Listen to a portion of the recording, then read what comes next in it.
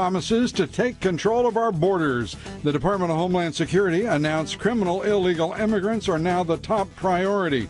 And DHS issued new guidelines calling for the hiring of 10,000 immigration and customs enforcement agents and another 5,000 Border Patrol agents. We have to have a safe country. We have to let people come in that are going to love the country. We'll take up the president's plans with radio talk show host Mike Gallagher and political analyst Gail Trotter. Also tonight, President Trump stands up for religious freedom in a tour of the National Museum of African American History and Culture. This tour was a meaningful reminder of why we have to fight bigotry, intolerance, and hatred in all of its very ugly forms.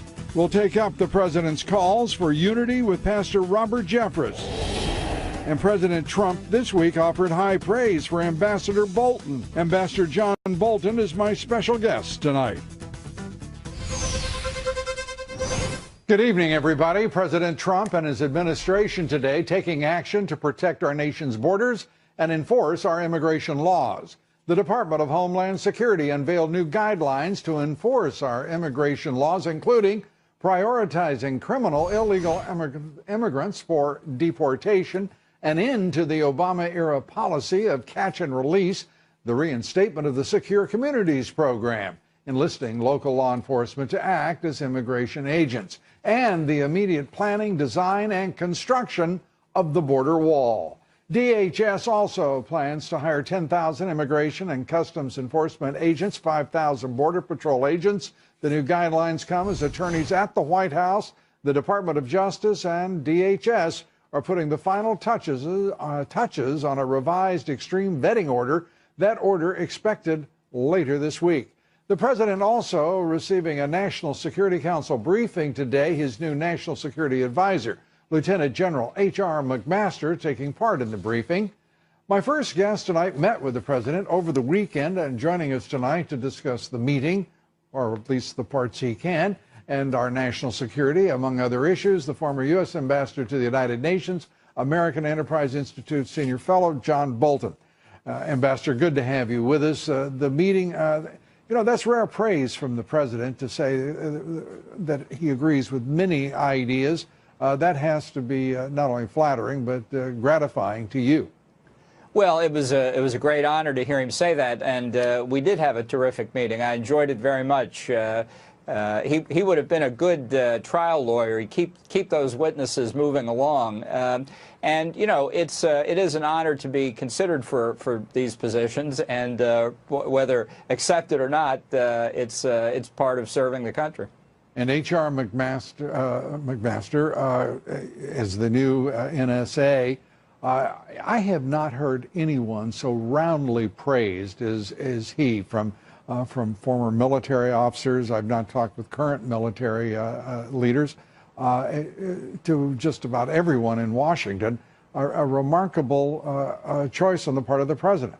Well, I wish him all the best. I've met him at the American Enterprise Institute on a number of occasions. I read his book, Dereliction of Duty, and it's an excellent book in terms of both the Vietnam War decision-making and civil-military relations in the United States. So, as I say, I wish him the best. If I can help him, I'm happy to do it. And have you got any instinct right now as to what you want to do in the future? No, and even if I did, I wouldn't say. I had to give you the opportunity to say that because I can only imagine it feels so good to be able to say that.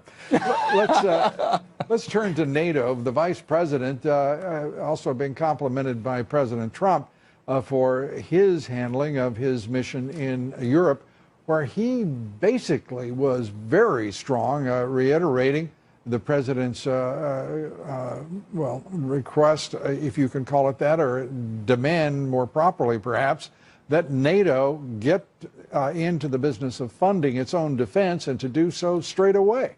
Yeah. No, I thought the vice president had an excellent series of meetings and public remarks across Europe.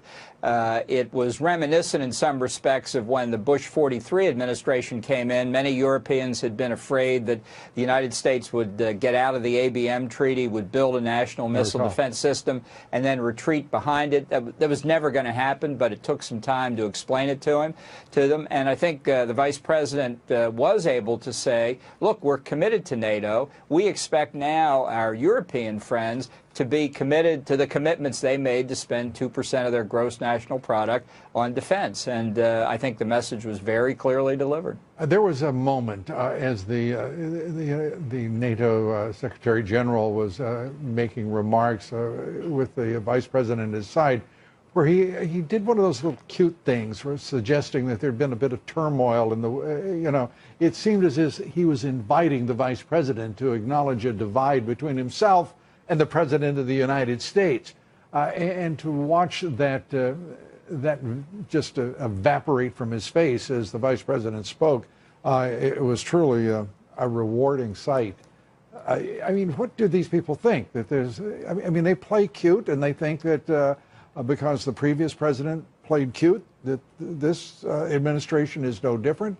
Surely not. Let me put it this way. Europeans and others around the world are used to having representatives of the United States government say, well, that's what they're saying back in Washington. Really, I agree with you, but I'm just here to carry out my instructions, wink, wink. And that's the kind of thing that undercuts presidents, particularly ones who are fundamentally changing direction. So I thought the Vice President did exactly what Vice Presidents need to do, and I think there's a virtual guarantee there will be not an inch of difference between Trump and Pence in their various personal appearances. To see the strength of the Vice President and also the strength of his words as he leveled them at NATO was actually fun for me to watch, given my worldview.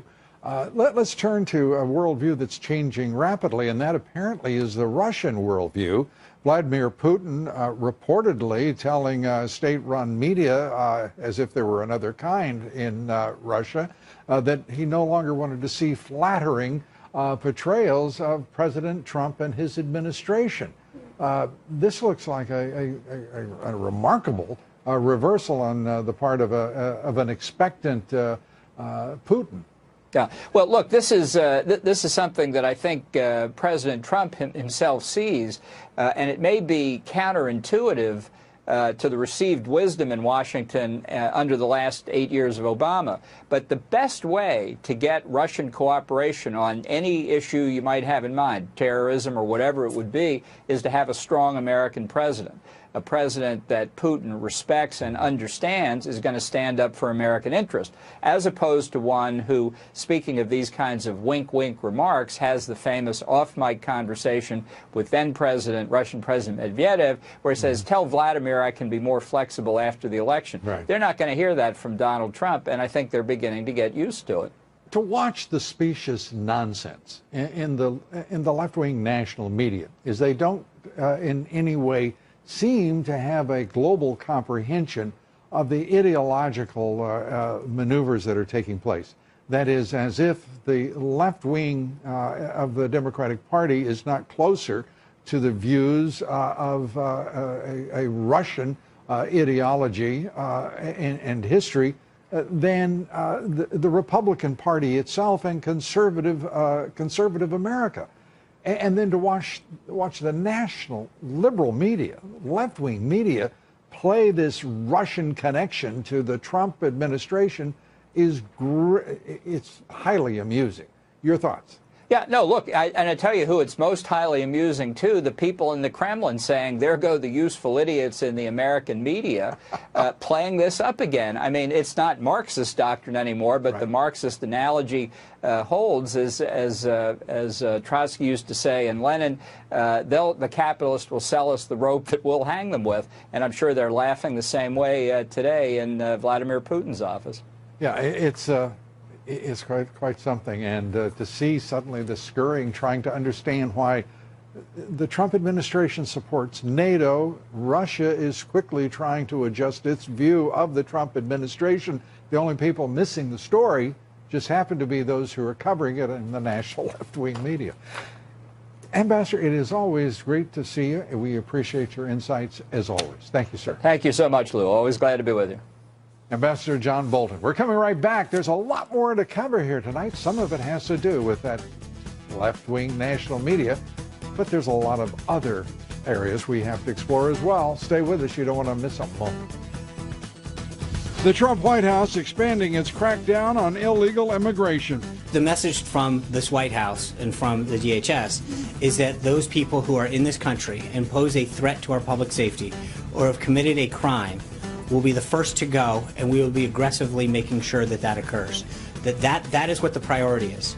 We'll talk about that with Mike Gallagher and Gail Trotter here next. President Trump denouncing recent attacks and threats against the Jewish community. President Trump called for an end to religious bigotry. We take all of that up and much more straight ahead. Stay with us. We'll be right back. Riots erupting in a heavily immigrant suburb of Stockholm. Mass looters setting cars ablaze, throwing rocks at police, injuring one officer. It came just days after President Trump had been criticized by some, especially some smart aleck government types in Sweden who were calling out their idea was to call out the president because he called out Sweden alongside a list of European targets of terror. They demanded a clarification, doggone it, or however the Swedish say it. The government even called the president out on Twitter saying, "Hey, Don, this is Sweden speaking." It's nice of you to care, really, but don't fall for the hype. Facts, we're okay. Well, not last night, not the night before. Rioting in Sweden that is only now coming to terms with the immense immigration crisis they have on their hands. So in this country, Immigration and Customs Enforcement agents, still have a lot of work to do. 680 illegal immigrants detained by ICE in raids just this month. That's a fraction of the more than 950,000 immigrants slated for deportation who are still free. Joining me now, attorney, political analyst Gail Trotter, Mike Gallagher, host of the Mike Gallagher radio show on the Salem Radio Network. Great to have you both with us. And Gail, this is a president who is delivering on his promises. In this instance, you could just see people reacting to the White House press secretary, Sean Spicer, again, I think handled himself brilliantly today, talking about simply they're enforcing the law. That people who have committed crimes in this country, let alone any illegal immigrant, doesn't have a right to be in this country. Right. The Trump administration is going to enforce the law. And this is newsworthy only in the context of the prior 8 years of complete lawlessness on our immigration law. And like you said, the Trump administration is fulfilling its campaign promise. And the mainstream media, the leftist media, is going nuts about this. We're still going to have people coming into the United States, but they're going to comply with our laws and they're going to do it legally. And that's what Trump's winning message on the campaign trail was. Well, I'm listening to your message, Lou, and you're talking about, I don't know if people even stop and think about what 950,000 illegals slated for deportation. Who've already gone through the process. Been through the whole routine. Deported. Deported. 950,000. This is not an insignificant statistic. Of course, Gail is right. The entire foundation of Donald Trump's campaign, when he came down that escalator at Trump Tower, was to crack down on illegal immigration, and that's what he's doing, and that's what the American people who voted for him certainly are expecting. Gail correctly noted 8 years without enforcement of immigration laws, but the number really, to be absolutely fair here, extends to the Bush administration. Yes. In which they decided that they, in their judgment, were going to enforce immigration laws, and that harmonization along the borders of Canada, Mexico, and the United States was a higher priority. We're watching really quite a reversal, a pivot point in American history, and it's going to be profound. Already we're hearing the clucking class of the Democratic Party saying, this is going to really set us back to do this. As if we have laws, we have a responsibility to enforce them, and that we have not witnessed great harm to this nation and our middle class, in part because of the refusal of two administrations to enforce immigration laws and secure our border. Well, look at the Trump administration's proposal today. It's not an unfunded mandate. They're increasing the number of ICE agents, the number of Border Patrol agents, and he's also not touching the controversial part of the DACA illegal immigrants or the DAPA illegal immigrants. And I think that's brilliant because he is going forward with the thing that he most campaigned on, and he's going to start with that, and then we can discuss the other stuff later. But let's get that fixed first. It's just difficult to even get to facts, though. I mean, look at the way people are twisting themselves into a pretzel, trying to won't even acknowledge that crime is risen in Sweden. Right. I mean, this blows my mind. I talked to that filmmaker today, that who the president referred to. He said, I mean, it's up 50, their own government statistics, and yet they it's the rape capital of the world now. Their own media, which is largely state media, keeping this all submerged, refusing to. By the way, we have that reflex going on in our left-wing media in this country as well, the refusal to identify people by names or status in crime reports and newspapers and various news organizations. It's truly outrageous. It's insane. It's insane. And prosecute somebody who speaks out. Yeah. If you try to speak out like the one police officer did, he was threatened with prosecution. So they do things differently in Sweden. They do things differently, and they're doing things differently in Washington. Gail, this is an administration that I think is starting to really make headway in focusing the public attention on the national left-wing media that's covering them. You know, I didn't notice a single reporter today, we'll see what the stories show tomorrow, that managed to connect the fact that the Border Patrol, Immigration and Customs Enforcement, will have the authority to apprehend a illegal immigrant who is not a quote-unquote criminal illegal immigrant if they're caught up in the arrest of those criminal illegal immigrants. What they're really saying is there's somebody who knows who these people are and the fact they shouldn't be in this country and that they're breaking our laws and ruining and taking, in some cases, American lives.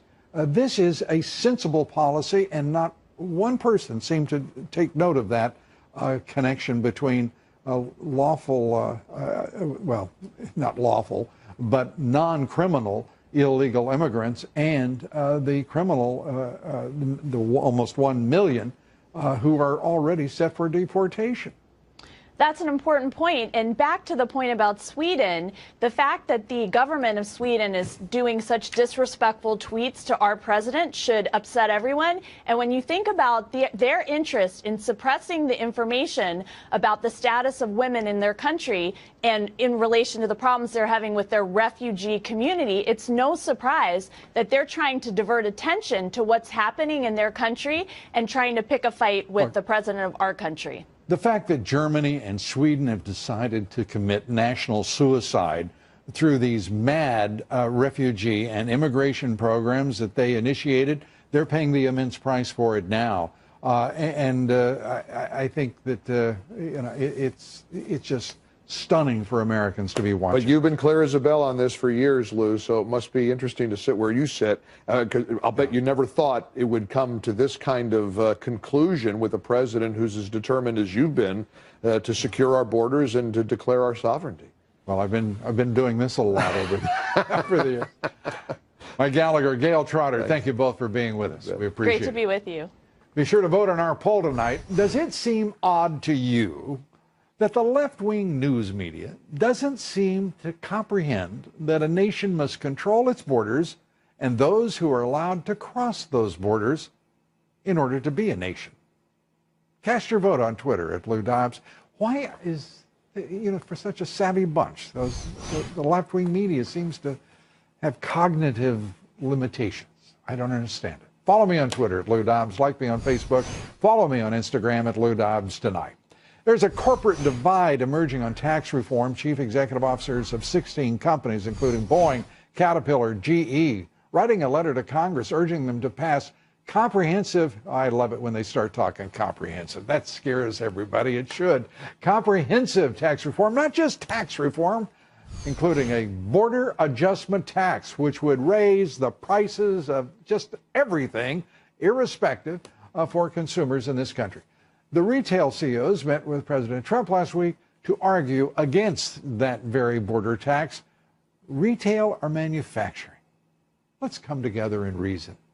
On Wall Street today, another record-breaking day for stocks. The Trump rally continues, up a mere 119 points. The Dow, the S&P up 14, the Nasdaq up 27. All three indexes, that's right, new record highs. Goldman Sachs says there's cognitive dissonance in the market. Volume on the big board, 3.5 billion shares. Since the election, the markets have posted $2.9 trillion in market cap gains. Wow. Shares of Walmart today up 3%. The retailer reporting better than expected sales during the holiday quarter. Verizon cutting the price of its deal with Yahoo by a pretty sweetheart $350 million after the disclosure of massive data breaches at Yahoo. A reminder to listen to my reports 3 times a day, coast to coast on the Salem Radio Network.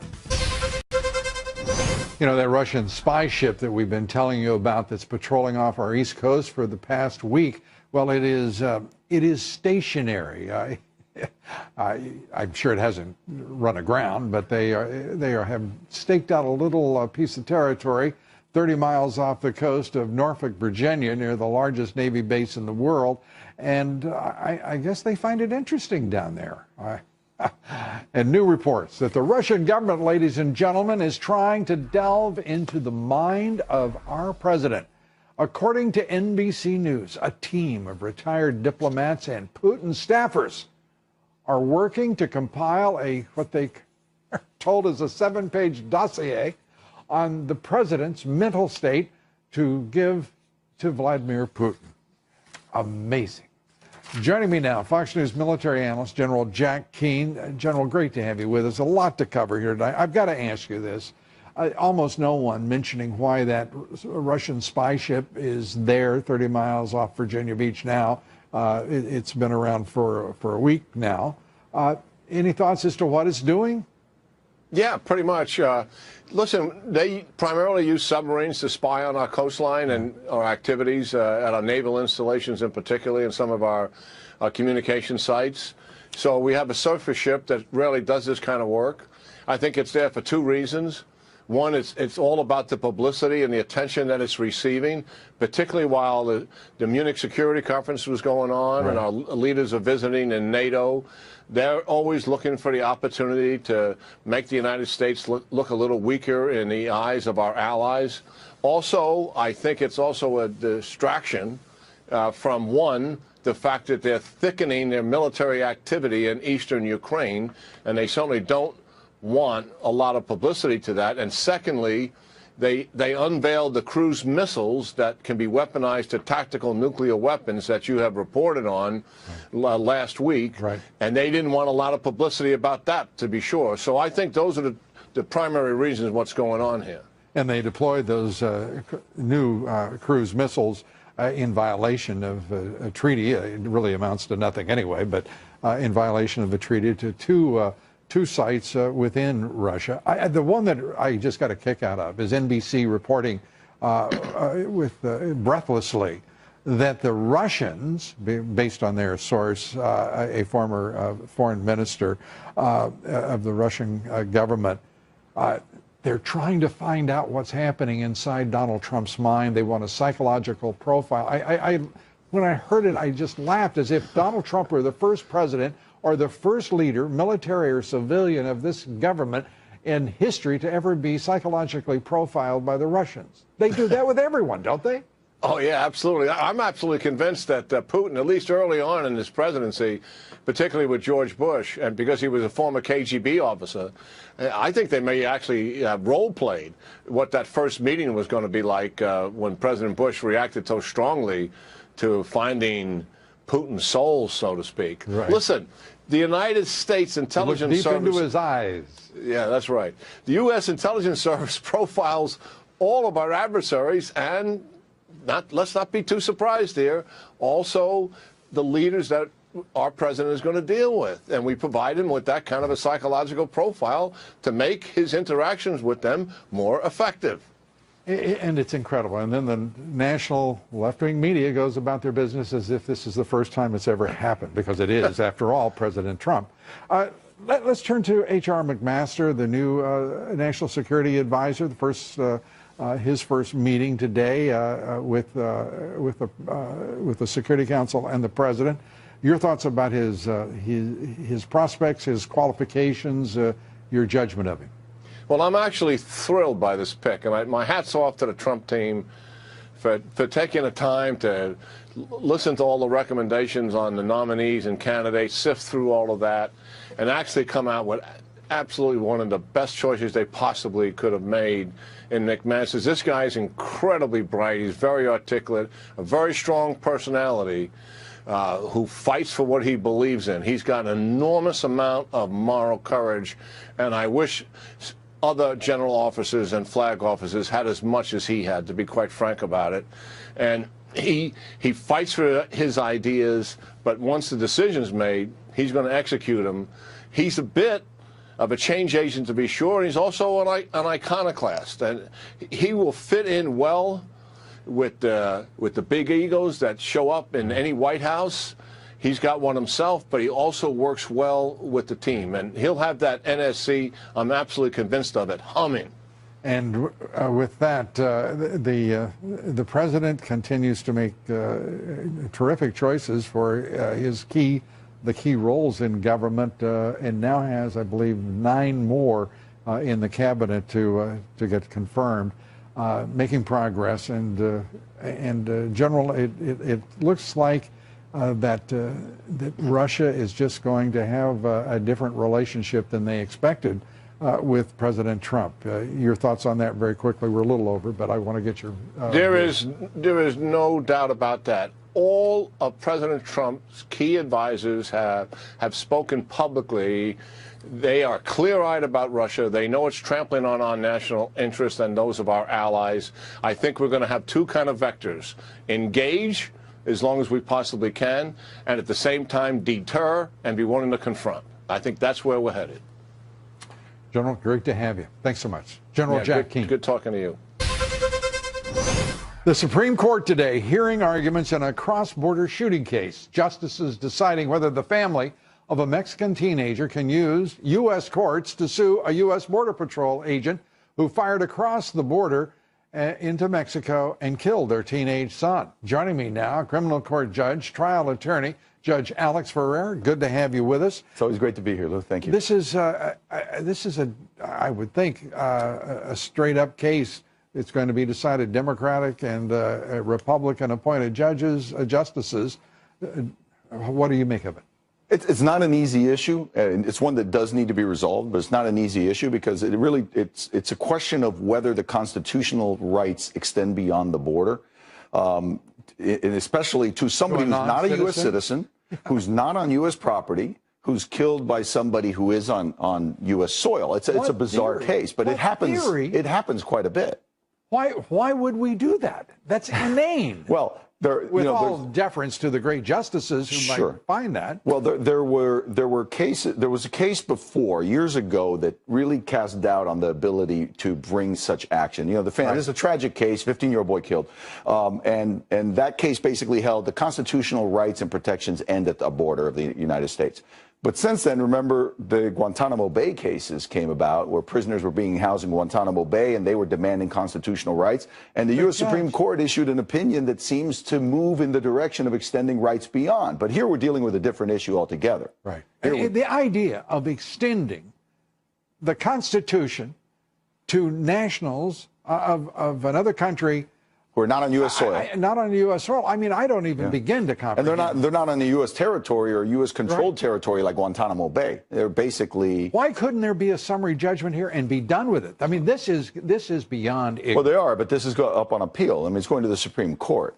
You know, I understand it's there. So they were, yes. But in other words, they did lose. They took it up. It seems to me the Supreme Court should dismiss it out of hand if they've got any. And now with the Trump administration increasing enforcement along the border, you're going to have more issues like this where more Border Patrol agents are dealing with cross-border confrontation. But perhaps people shooting at them or something, they're going to shoot back. And and this case was particularly tragic because it was a 15-year-old boy, and he was killed. He was killed. This is going to have to be resolved. Let me help the justices. This is Mexico. This is U.S. You want to draw the little stick? This is our Constitution. This is theirs. I mean, it's absurd, the level of and the repercussions. Because once you open that door, then it opens the door for people all over the world to sue Americans. Yeah, why not? It's a question about the civil rights. Do they have civil rights under our Constitution when they're not here? Question, and that's in the California case where the officer was shot today by an early release. Why on God's green earth would the Supreme Court create an order in which people are released from prison rather than order California to build more prisons to keep dangerous people in? Because the Supreme Court can't order California to spend money on prisons. They don't have that power. So they can just order to release? They can say you cannot keep housing them in here like cattle. If you go to countries like Venezuela, they house them like cattle, and they also don't feed them. Family has to come and feed them. Got it. But so they can't order them to build prisons. The United States should be responsible for Venezuela, too. Yeah, right? So all they can do is say, look, you get to a certain threshold, you can't keep housing people there. But, California makes really bad decisions about how they want to spend their money. I mean, realistically, they're not protecting their citizens. They're letting really serious criminals like this guy, who's a gang member, armed robber. California is... And then they spend money on fighting Trump on his immigration policies, Well, I'll tell you, between the Supreme Court and California, you've got a bag of mixed nuts there. Judge, thanks for being with us. We appreciate it. It's always a pleasure, Lou. Thank you. Judge Alex Ferrer. Growing concerns that Russia may have carried out a secret nuclear test, perhaps in the Arctic. Traces of dangerous radiation has been detected across Europe. Last month, the public was not alerted until just a few days ago. Those concerns over iodine, the isotope, prompting the United States Air Force to send a special nuke-sniffing plane to the UK to help determine what these particles are and how they got there. Right now, no one is saying who or what the source of those isotopes, dangerous, cancer-causing iodine isotopes are. Well, up next, President Trump today condemned anti-Semitic incidents that have taken place. The anti-Semitic threats targeting our Jewish community are horrible and are painful, and a very sad reminder of the work that still must be done to root out hate and prejudice and evil. We'll be taking up the issues of religious bigotry and intolerance with Pastor Robert Jeffress. Here next. Stay with us. We're coming right back.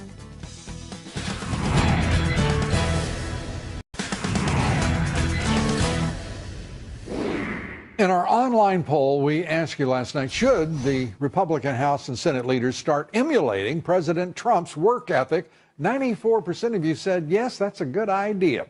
Well, they're not doing it, but maybe that'll change soon. Joining me now, pastor at First Baptist Church in Dallas, Texas, Pastor Robert Jeffress. Great to have you with us, Pastor. The president today, speaking out against this wave of anti-Semitism, calling it a horrible reminder of some of the bigotry that exists in this country. It was refreshing to hear him take up that issue. It was, Lou. And look, the Trump administration is the most pro-Israel, pro-Jewish administration we've had in decades. And you've seen that illustrated by President Trump's appointment of David Friedman as ambassador to Israel, by his support of Netanyahu, by his commitment to protecting Israel against her enemies. And Lou, I believe if indeed there is a rise of anti-Semitic behavior in our country, it's because these evil haters of the Jewish people are enraged by the solidarity they see between Donald Trump, the Jewish people, and the nation of Israel. Yeah, there are a lot of folks getting enraged at President Trump because he is going in directions with a different demeanor and purpose than they've ever seen in a president. It's wonderful to watch. And he was responding to a tweet from Hillary Clinton, which I don't know what kind of breakthrough that is, if it is one, but it seemed to me a generous response and helpful that she would address the president so. Yes, I agree with that. And Lou, I think we need to be clear that the real anti-Semitic group in our country today is the liberal left, who would deny the Jewish people their homeland, which has been theirs for thousands of years, and the liberal left that wants to minimize and even enable the enemies of Israel who want to exterminate her from the face of the earth. That's anti-Semitism. The left also blasting Melania Trump, the First Lady, for her prayer. I mean, they are attacking her as no First Lady has ever been attacked, and without response from anyone in the national left-wing media. This is abhorrent. It is, and it's an illustration of the hypocrisy of the liberal left. I mean, look, for the last 2 weeks, you've had the liberal left hyperventilating over President Trump's criticism of the press as if he were endangering the First Amendment. Well, the same First Amendment that protects the freedom of the press also protects the free exercise of religion for everyone, including Melania Trump. The idea, though, that this is an attack on women. It is an attack on Christianity. This is an attack that is so outside the bounds of our tradition that a First Lady would be so attacked. Yeah. Yet not a response from any quarter. It is of the left-wing media. Let's cut to the chase. Had this been another First Lady quoting a Muslim prayer or a Hindu prayer, she would have been celebrated by the left. To the left, the only religion safe attacking is conservative Christianity. Thank goodness you cut to the chase, because we're out of time. Pastor Robert Jeffress, good to see you. Thanks for being with us. Thanks, Lou. That's it for tonight. Thanks for being with us tonight. Congressman Mark Meadows, Paul Sperry, Nigel Farage among our guests tomorrow. Good night.